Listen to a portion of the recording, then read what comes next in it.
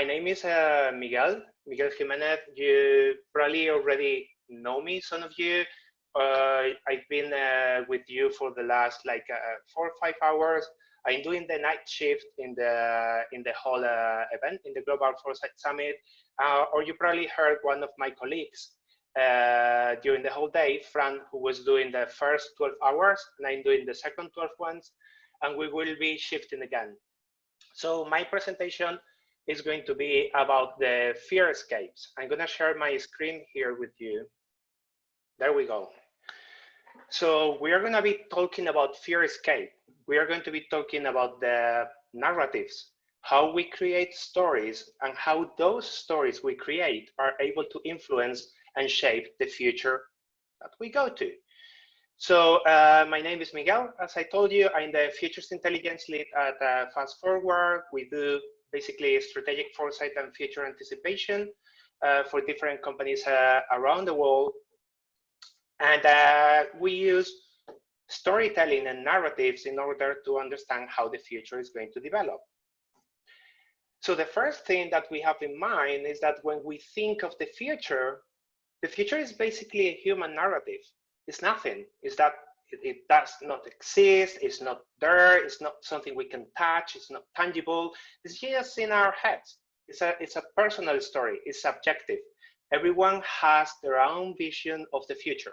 So that is important because maybe it's not the vision your partner has or your friends have or anyone in your city or any other part of the world have. And having this narrative is interesting because we can shape the narrative to get a different story. And the different story we have is going to help us build a different future. So one of the most interesting things that we can think about the storytelling and creating narratives is that although they are subjective and they belong to each individual, they are also human. It's the way we've been telling stories since ever.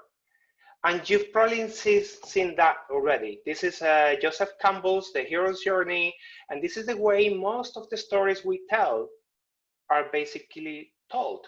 So you have someone that is crossing from the known to the unknown, they have a call to adventure, they have to cross the threshold, then they have some challenges and temptation, they go on the death and they are reborn, they have a new idea, they transform themselves and they return to the known with a new magic thing that is going to shape the world forever.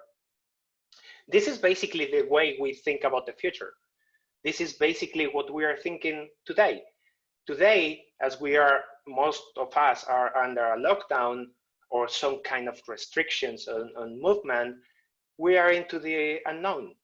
We don't know how we got here. We don't know who is the hero. We don't know what is the journey, but we know that we are in an unknown place. We already crossed the threshold. And this is not something new in a sense that this is the way stories are told all the time. And this is the way the human brain understands stories. And this is the way we shape them in our heads. So they make coherent things for the rest of our lives. So they make some coherence and they are coherent with the rest of the actions that we take. The important thing about the hero's journey, the Joseph Campbell's pattern for telling stories, is that it's innate to humans. And every single story that we have from epic movies is based on this. We have Harry Potter with the hero, we have the ancient mystagogue, we have the enemy, we have the guardian, the threshold guardian, we have the shapeshifter, the trickster, and you can see that everywhere. Every single story follows the same pattern because it's exactly what our brain understands. And these are the narratives that we are always bound to create in our heads. This is the way we start thinking about the future. It's not because it's an easy pattern to follow. It's because it's just the way our brain works. It's the way we understand that there are challenges and people that need to do things to get to a different place that is going to be supposedly better. So why is this important? Why is this whole narrative and the pattern of how we tell stories important? Basically, because these narratives, the way we create things in our heads, is creating the context, the options, and the perspectives of what we foresee for the future. If we are thinking that everything is going to be terrible, probably your future is going to be terrible.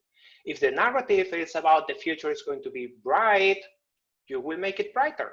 So everything at the end is happening in our heads. It's happening with the stories we tell ourselves as individuals, but also as societies. But basically, these stories are just that.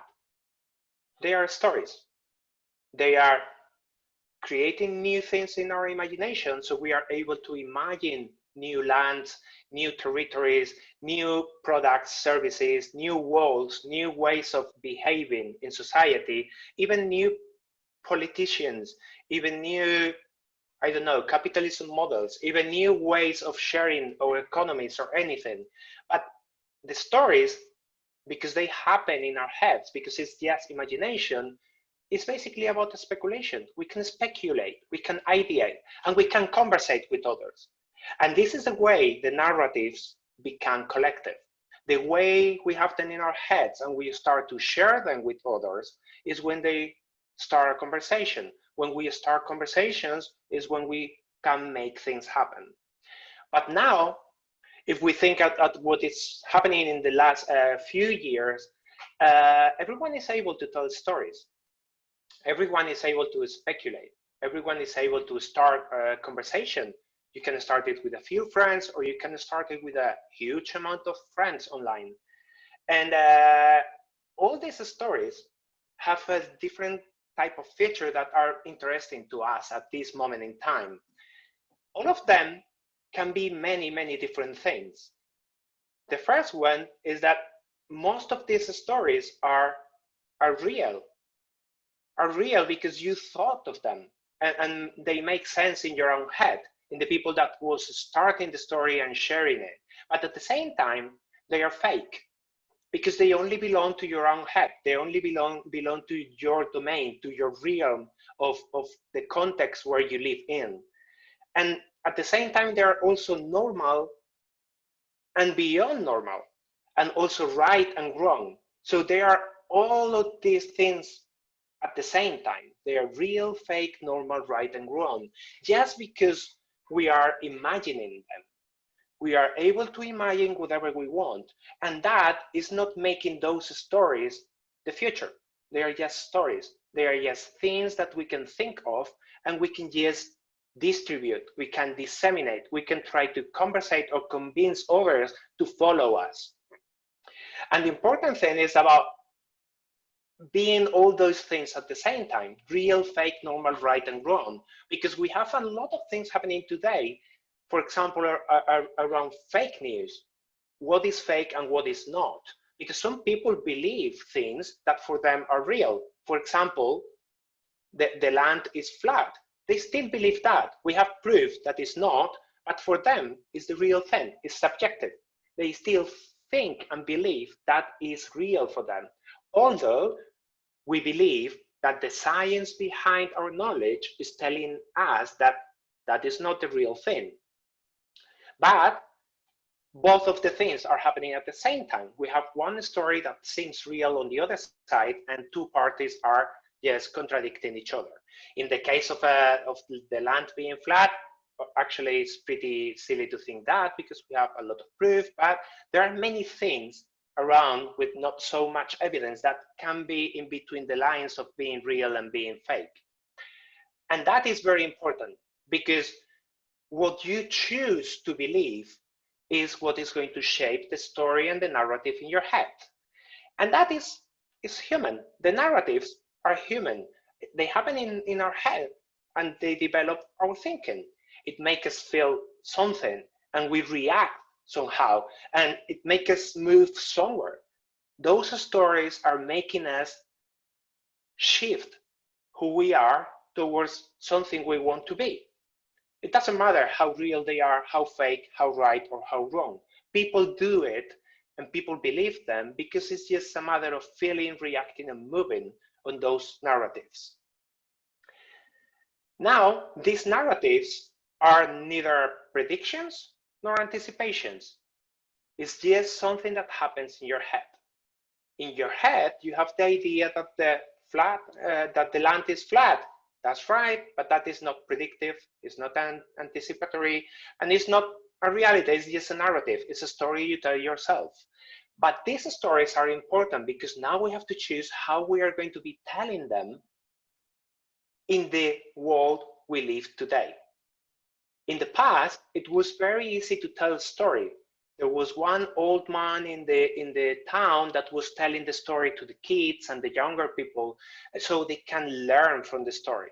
Today, we have the TV, the shows, the movies, science fiction, we have the newspapers, we have the social media, we have Facebook, we have many different places where people are not just telling a story, they are distributing it and they are just making them bigger.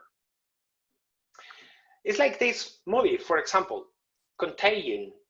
I'm pretty sure you've heard of this movie recently because it's telling exactly what is happening today. There is a virus, it appears for the first time in Macau, and then it spread all over the world. It was a kind of flu, everyone was dying, and the CDC in the US was saving the world, and some people died. We have this Netflix documentary, Pandemic, which is basically the same. It's telling about how the flu is getting harder. Some people is looking for vaccines and they are going to make a universal one. And we know that the flu is going to be a pandemic somehow, and it's going to be killing most of humanity. And basically, we don't know how to solve it. And that is another story. This is a documentary. It's telling things that are happening for real. The previous one was just a movie. Now we have Bill Gates. In 2015, he had a TED Talk where he explained that there was going to be a pandemic with a coronavirus or a kind of a flu, and we were not prepared for that. And he was telling a story. He was also telling what he thought was going to happen, but still that was something in his head. And although this has a lot more proof because it was based on a scientific evidence, it still was a story. The same way, it is a story when you look at World War Z. You have a virus that is spreading all over, and it's basically turning the whole of humanity into zombies, and then you have Brad Pitt saving everyone, and you can get a helicopter anywhere on top of a building and they save you and your family all the time. So that's another story of how all these pandemic things were kind of anticipated. Or you have another kind of stories, and these are not talking about viruses or pandemics, like Interstellar, where we think about how humanity can save itself by going into complete different things and parallel timelines, going into wormholes and doing things in the present and the past so you can shape what humanity is going to be. But still, this is a story. It's a narrative about something that is in the mind of someone. Someone thought it was a good learning for something. And then we have stories like Chernobyl from HBO, which are based on real facts. Things that happened in the past that no one really understood at that moment and are being told now in the shape of a TV show. And it was very, very successful. And although it was based also on reality, it was a story. What happened with all these stories when you listen to them, when you watch all these movies, when you hear the news? What happens at this moment in time is that all those things go into our heads. It gets and contributes to the stories we have in our minds about how humanity is going to die. What are all the wrong things that can happen to us? And whenever something is going to happen in one country, how is that going to affect another one? So it's helping to create a common collective narrative around what are the main issues for humanity when we talk about dying, kind of a chemical accident, viruses going around the world, or even just how we are going to reinvent the flu vaccine to save everyone in the planet. The important thing is that these narratives are a loop. They are interconnected. At the beginning, they are an idea that goes into a script to create a movie. They go into a script to create a TV show or an episode for something or a documentary. And when you start telling them to the people, they go into people's head and they become actions. So you don't really know. This is like the egg and the chicken and the hen. You don't know what happens first. It's just this happening because we started this story with this narrative, or is the narrative an anticipation of whatever was going to happen and humanity is following that? So these narratives are a loop of interconnected ideas and actions that are just feeding themselves while we tell them to the rest of us. And that's the way we create the narratives. Now, because our world is very, very interconnected, these narratives grow faster than ever, and they spread faster than ever. What are the narratives that we are having today? Well, basically, this was the Times cover in May 2017. And the narratives, basically, what they are doing is they help us to broaden knowledge and understanding, and they are triggering basic human emotions. They try to tell people, like in every lullaby, for example, there is a warning. So they try to tell people that there is something they have to be careful of, or something they have to be grateful for, or something they can have joy around, something they should be having fear around. All the narratives are related to triggering human emotions. And when we go to these emotions, we go to the flagship wheel of emotion. We have like 8 different areas of a spectrum, and we have from the fear, the trust, the joy, anticipation, anger, disgust, sadness, or surprise. You can have them softer, like on the apprehension or distraction side, or on the outer ring, or you can go into the inner when they are more intense in the inner of the wheel. And from fear you can get terror, from trust you can get admiration, from joy you can get ecstasy. And this is the way you can push one emotion, trying to trigger a more intense reaction on people. But what is wrong with this? All emotions are okay. I'm pretty sure that you've seen Pixar's Inside Out, and what I love about that movie, and sorry for the spoiler, is that the story behind it is that sadness is the most important thing for happiness. So all of the emotions are important. All of the emotions are needed. All of the emotions are human.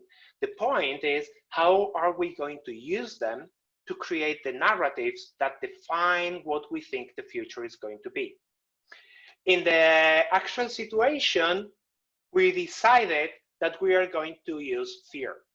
We are going to create this landscape of fear, the fearscape, where we are creating a general atmosphere of fear. This is what we've been doing for the last, let's say, 4, 5, 8 weeks, depending in which country you are residing right now. But basically, this is how we feel as individuals relating to the coronavirus, to the COVID-19. It's around fear. Why do we feel this way? Basically, because we see things like this being published, although they are very, very beautiful covers, and the New Yorker is doing a really nice work on presenting this in a complete different way. The emotions they are appealing to are anger, fear, sadness, and disgust. So we can see that if we go farther and we make those things more intense, we can go into rage, terror, grief, or loathing, which are not the best emotions when we think about building a narrative for the future to come. We are talking about collapsing economies. We are talking about a lot of people dying. We are using the wrong metaphors, and we are doing that in a live stream all over the TVs, medias, internet, and wherever, when everyone is under a lockdown with no one else to do but watch those things. So we are making those things to the next level. We are just empowering anger to the maximum level that we can have. We are doing the same thing with fear, sadness, and disgust. Those things are like this basically because we are using this game metaphor. The game metaphor is like we are having like a scoreboard on who is doing best, who is getting the most dead people. The death toll is ranking higher in this country than the other one. Now you have China on top of the game, and everyone was like feeling pretty safe. And then suddenly Italy and Spain started to go up. We passed China already, and then the US went very, very fast and went all the way up to the first position on the ranking. So basically what we're doing is we are taking this narrative of taking the coronavirus, a pandemic, just like a football game. We are just using this scoreboard metaphor just to put it on TV all the time so people can see the numbers, how well we go. Are we going to win? Is this country going up or down? And that is a narrative that is just creating fear. It's not allowing people to think of the proper future. It's not allowing people to have hope. It's not allowing people to think of a different alternative. But together with this game metaphor, we have another one that was happening right before the pandemic, and that was the leader metaphor. These are a couple of statistics from Forbes that say which one are the most prepared countries for an epidemic. And I love this map. The US is the most prepared country in the world, together with Canada, France, the UK, and most of the Nordic countries, Finland and Sweden, and also Australia. So you have that. And Africa in the middle is red. It's the worst one. They are the least prepared. Why? Basically, they don't have any healthcare system. They don't have anything. So they can't respond to it. Then some parts of the planet are just yellow. So this is a leader metaphor. It's like, we are safe. We are safe because we are the first world. We are a power in the world. So we are here, nothing bad is going to happen to us because we are leading the whole planet. Now, what was the reality? The reality is completely different. The reality is that actually the US is the least prepared country. And if you look at Africa, all those countries that were in red in the middle are actually the least affected by the pandemic.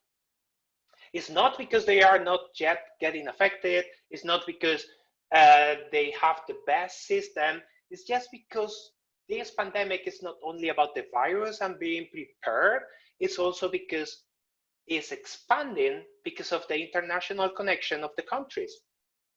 So not so many people is traveling to those places in Africa. They already have cases. They will have a very, very big issue in case they get the same number of cases like Italy, Spain, or the US or China. But the point is that the most affected countries were those that had direct connections with the origin of the pandemic. And those were, just by the end of last year, the most prepared countries. So now we don't have the leader metaphor anymore. So we are just destroying a narrative that we created for our own selves. So what is the next one? What is the next metaphor that is being told to us? It's the war metaphor. We are always talking about fighting a war. We are fighting an enemy. We are fighting something that we can destroy, we can kill. And actually that is a war metaphor because the poor virus knows nothing about us. I'm pretty sure that the coronavirus, the flu virus, whatever virus, is not even aware of what humanity is, what capitalism, what the stock market is, what is the global travel bans, and what is the way we relate to each other in a pub. having a beer. It's not a war. So in a war, there is an enemy that is fighting against you to gain benefit over your assets. We can use the metaphor that we are fighting to it, but there is no way we are going to kill. We need to think of it as a threat to what we have, rather than an enemy that is trying to kill us. Because if it's a threat, we can have much better actions rather than if we take all this war metaphor. Even some media have a daily editorial talking about what happened that day at war, at the front. And that is interesting because there is no front. Where is the front? Is it in everyone else's body, everyone else's cells where the virus is going there? Is it at the hospitals? Is it, we don't have any way we are fighting towards the virus. Actually, what we are doing is just trying to survive.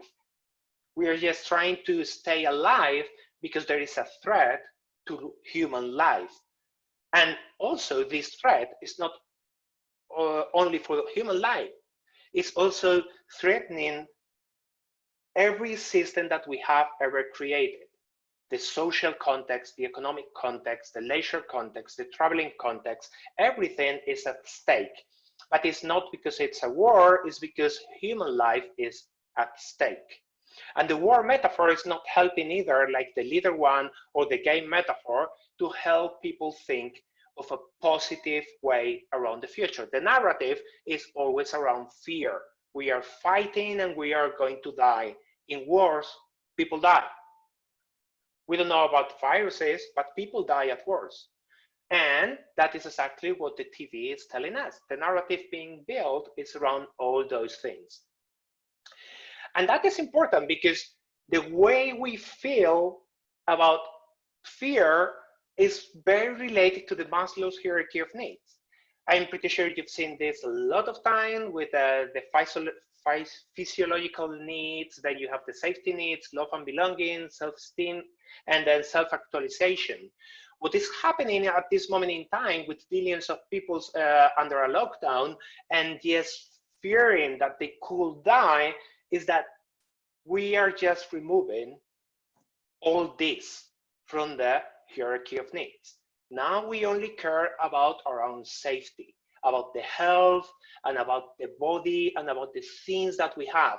We are losing employment, we are losing the resources, we are losing morality. We've been on a lockdown in Spain for at least 5 weeks. So you are bored of being indoors. The health is quite an issue and unemployment is growing. We still have physiological needs covered, safety, we are trying to cover that, but the rest of things are just gone. So that is creating one of the biggest fearscapes in the history of humankind, at least that had been documented.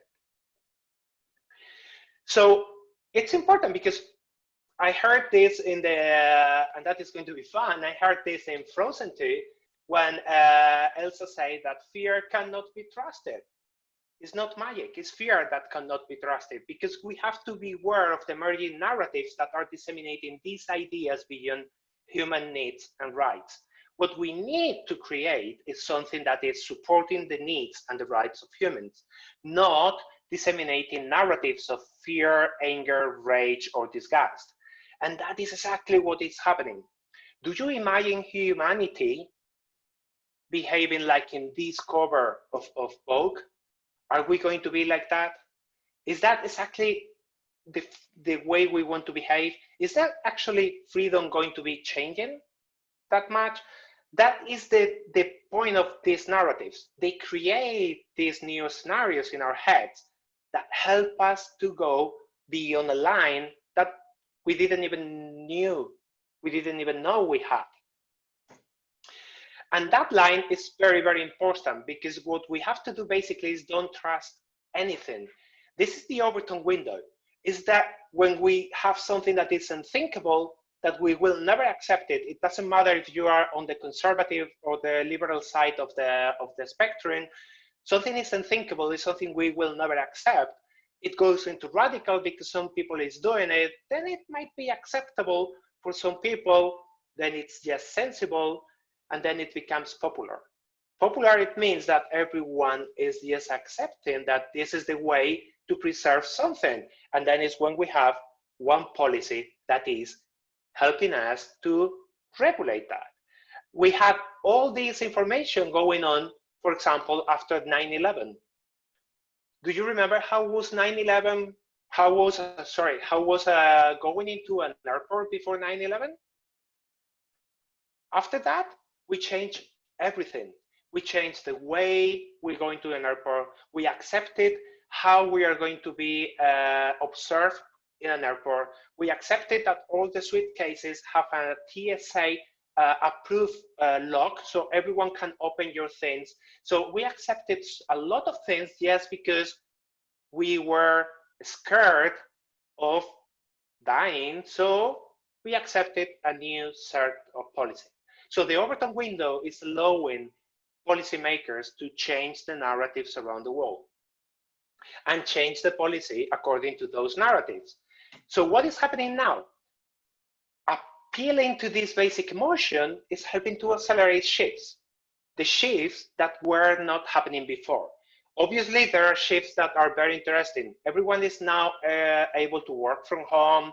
We digitalize everything. We are working remotely. We are having a lot less pollution. You can even see it from space that the NO3 and CO2 clouds on top of cities are very, very, very low. And actually, you are demonstrating, you are showing to the world that actually we can live without moving, that we can stop something that was unstoppable. And at the same time, what is happening is that for the first time in history, or at least in our lives, we are discovering what fragility is. We were one of the generation that never went through a war. And we thought our world was pretty solid, that nothing could change it, nothing could happen to it. Sometimes the economy go up and down, you can get one job or get fired or whatever, but still there was a lot of options to go through it. But now everything is fragile again. And at the very same time, this is happening on the Western societies, because the West, the North America and Europe were like the safe places in the world. How are we going to lose what we have? And basically we were scared about China, we were scared about other countries, but now it's not any other country taking our things, it's just a virus. We're still human after all, and we can die for the same things everyone else is dying. And also one of the interesting things is the freedom. We are accepting to go and lose our freedom. We are all in a lockdown. We accepted that. We never questioned that, and we did it for the common good, which is good. Now the point is, when are we going to recover the freedom we had? No one asked that at any point in time. We just gave it for granted. And also, we are questioning capitalism. If we are going into some kind of a slow globalization, deglobalization, if we are shifting towards stakeholder capitalism, or we are sticking to the one we had before. But the most important thing that we have here is that this is the first moment in history that we stopped the capitalism machine.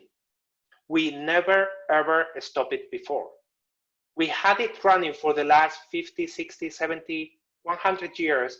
We were adding more gears and cogs to it, but no one ever dared to stop it. And we did it. From one day to the next one, we stopped it completely. Now, we don't know how to switch it back on. And we don't know, if we do, if everything is going to be back to normal. And we don't know how every piece is working. And we don't know their interrelation. So this is going to be an interesting experiment beyond stakeholder capitalism or shareholder capitalism, is how do we switch on the engine again towards something different? And then we have the borders. And the borders are pretty interesting, because this is something that we have open for a long time. Like in Europe, we have the Schengen area, and now we cannot even travel across Europe. Borders are there again. We cannot move. We know what is to be isolated, not only at home, but also in your country. And at the same time, we are having the same things with the rights. We don't know where rights are right now. In some countries, for example, in Europe, we have some kind of universal health. Everyone has access to health. Also happens in Canada and a few more countries. But for example, in the US, it's very difficult to have universal healthcare for everyone. So now we are talking about what is the right. Is a human right to have access to healthcare? All these things that we were given for granted are now telling us how fragile we are as humans, how fragile we are as humanity, and how fragile we are as a species. Because just a virus can go and take everything down. Everything we thought it was rock solid. And that is the interesting thing, because if we go back to Joseph Campbell's journey, we need heroes. We need people that is just being called into adventure and go back with an atonement and a magic that is coming into the known from the unknown and tell us what we need to do. Those people that are going to dare to change the things we have and the things we do into something better. And that people might not be the politicians we have. It might not be the governments, the CEOs of companies. It might not be you, but it might be your neighbor, your sons, your daughters. It might be your partner. It might be the people you cross in the street 2-3 months ago. But some people are going to be shaping things. And that the important thing is that this narrative is because everyone is a futurist. Everyone is creating narratives in their own heads about how the future is going to be. And that future, as a collective one, is just a reflection, is a result of what we choose and do in our everyday lives. And we have the option to choose something. We can choose what we do today. We can also choose what we buy and what we don't buy. We can choose how we travel and how we don't. We can even choose who we vote and who we don't vote. We can choose a lot of different things that are shaping the future we have in our collective image, in our collective brain, in a collective narrative. So basically, to close the presentation, what it will be interesting is how everyone, assuming that everyone is a futurist because everyone is shaping the future from their own perspective, how everyone focuses on crafting the narratives that shape their own world, shape the world the way they want it to be. The more people that you have in your crafting, the bigger your narrative will become. And the bigger the narrative becomes, the more global it is and the more probable is for that future to happen.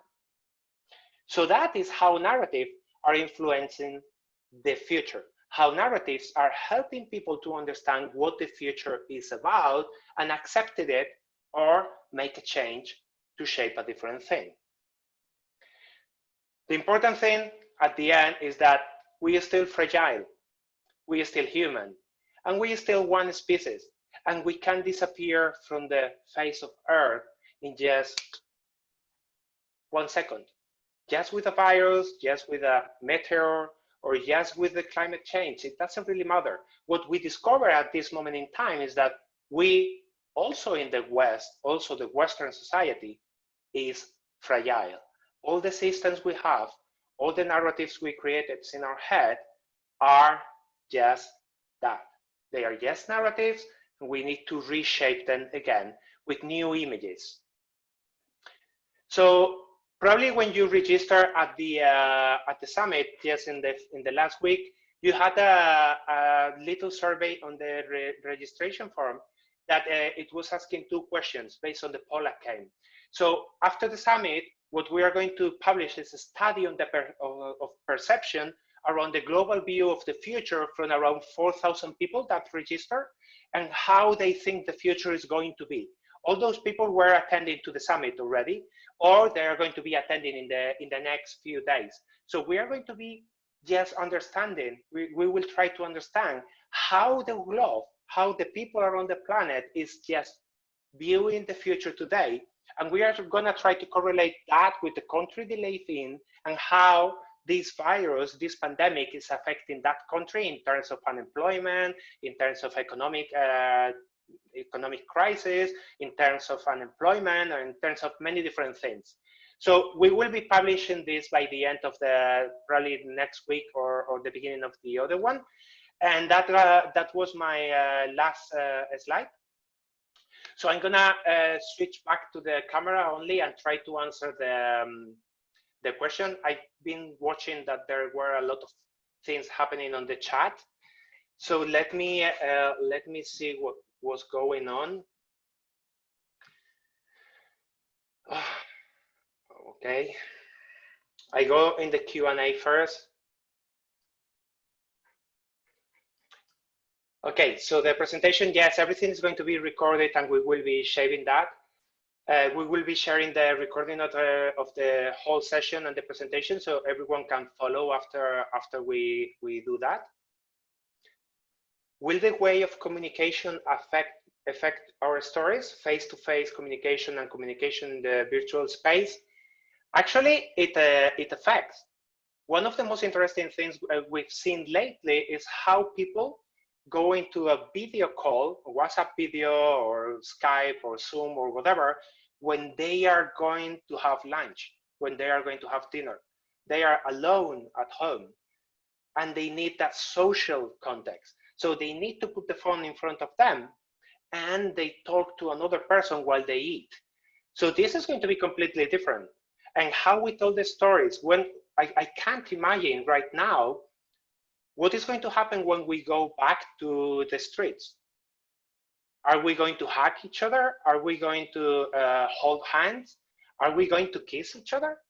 Or are we going to ask for a certificate that we are clean and then you can touch, kiss or hug or whatever?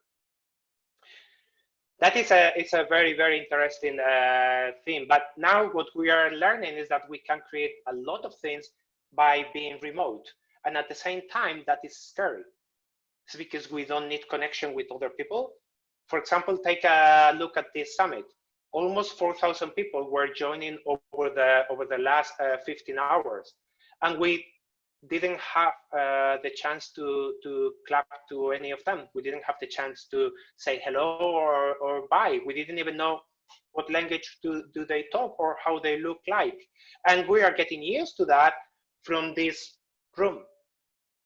And we are alone. And it's almost 4 a.m. here. And we're still talking to people in another side of the planet. So I think, Yelena, that this is going to be affecting a lot of different ways on how we communicate and how things are going to be different, but also the narratives that we have in our heads.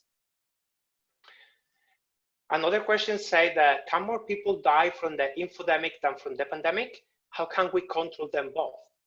Well, actually, infodemic is this has been probably the first infodemic of the world, just basically because of the game metaphor. Media was very eager to show the death tolls because that was basically selling ads and clicks and everything. Suddenly, the death toll was too big and it was an issue. But they were, at the beginning, creating the Fearscape where everyone was going in. So what happened at that moment in time is that we are not so much scared of the virus as government or countries. What we are scared of is that everyone goes to the hospital and they collapse our hospitals. So in that situation, we will be unable to support people. We will be unable to take care of them. What the infodemic did to this is that everyone with just a little bit of fever, everyone with a cough, everyone that had a headache went to the emergency room of the hospitals. And places that were prepared to have 50 to 90 people were having 500 or 1,000 people in the same day. It was not so much about the intensive care units than about the emergency rooms. That is what the collapse happened. And that happened basically because the infodemic make people feel scared of dying. So they were back to the bottom of the Maslow's hierarchy of need. And that narrative made them move themselves to the hospitals. Isabel, it's saying that I'm very curious what future shifts in storytelling trends you're predicting, what type of narrative trends will arise. Will people crave escapism, like entertainment, and more hopeful content? Will they seek communities or return to seeing films in the cinema, or will they be too afraid and continue to stay at home streaming content online? Actually, it's pretty early to look at this, but we have a parallel narrative going on. For example, in most of the TV shows that are being produced nowadays, we saw how masculinity went a little bit down, and we started to have these soft boy characters that were being less masculine, less aggressive, less violent than the previous one. And that took a lot of time to evolve. Probably something like this is going to happen with the narrative of fear if we look back into what happened in Asia in 2003 with the SARS pandemic. Basically, that is the moment in time when everyone in Asia started to wear the face masks. I've been traveling a lot to Asia, and every time I was sitting with someone by my side with a face mask, I never thought that it was her or him being trying to be careful with himself and not getting infected, as much as that person is sick while sitting by my side. It was weird to me because we were not used to the mask, but now even the World Health Organization and different countries, Spain included, what they are proposing is that we have to wear masks all the time. All the time, for how long? Is that something that is going to happen for 1, 2, 3 months? Is it going to happen for 6 months? I'm not sure, but what is going to be interesting is that my daughters will see that as a normal thing. Probably in 10 years from now, they will be wearing masks just because they saw that as a kid, and it will be actually normal for them. Yelena is asking if in constructing a narrative, what is more important, to give people hope or to be realistic? How to keep the balance? Well, being realistic is an interesting thing because reality is subjective. Still, reality is a common agreement into what I think versus what you think. So we get into an agreement that we call reality, and that reality is different for the different connections of people. So you have to be able to give the proper data, the real data. And this is something that is not happening, for example, in the narrative around the coronavirus. We are showing only the people that is infected, but that people is only the people that we are able to detect when they go to the hospitals and we test them. It's not telling you how many people you have infected for real. You need to do that in the whole population to understand that number. But it happens the same with the death toll. For example, in Spain, we decided that we are not going to be counting as death of coronavirus those people that even when they were presenting the symptoms didn't have a positive test. So now we have an imbalance between the real people that we detected with coronavirus and we are counting in the death toll compared to the people that is dead at this moment in time, which is around 3-4 times more than the average in this period, in this season. So that gap in Spain is around 9,000 people in Madrid, for example. And we don't know how much of those people were dying for coronavirus, but we are only counting 3,000 to 4,000 per week or per day. I can't remember the exact number. So what we need to give people is not hope, is the real data with all the data we have so they can make their own narrative. Now what we are doing is we are telling them our interpretation of it. And who is doing that is actually the media. The media is the one that is deciding what to tell. And they decide what to tell based on the Comscore audience or on the Kantar panels or whatever metric they are using to measure how good they are doing. And we need to be very, very careful with that. Jose Cordero, where can the videos be seen? Yes, we will upload the videos in the website after we finish the 72 hours non-stop. We will try to rest on Sunday, and then we will start uploading by the end of by the beginning of the next week. We have Aaron Shelton that is asking, do you have a definitional distinction between narrative and story that you particularly appreciate? What do you land on the Polak game, and how do you organize counter narratives?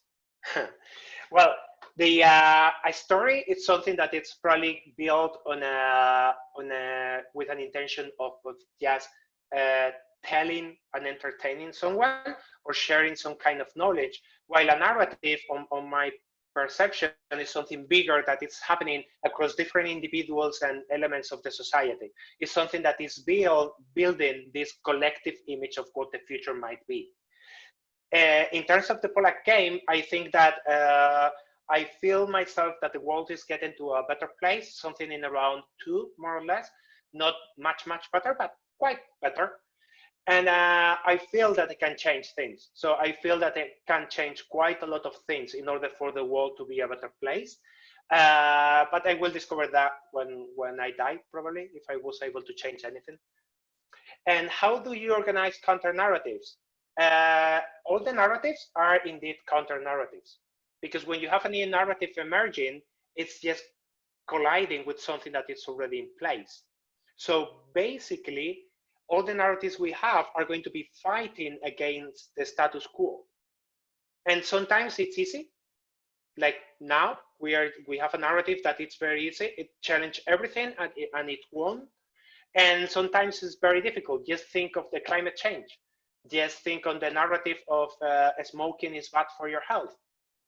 Those narratives have a counter narrative at the same time, and they're very difficult to find the balance in between them because people don't accept them. But now, at this moment in time, the one with the coronavirus is very, very, very big, and it made everyone to counter hit or counter strike or remove the previous narratives they had in their heads. You can probably follow me or send me an email with the rest of the question. I will try to answer them all by email because we have to stop now. I still being the host for the rest of the speakers, and I have to connect to enable the next session. I will try to read all the different questions and answer all of them, even in my linked account or just on email or whatever you prefer. And thank you so much for being here. Hope you like the topic, and just go for the next session. It's going to be on in like 5-6 minutes.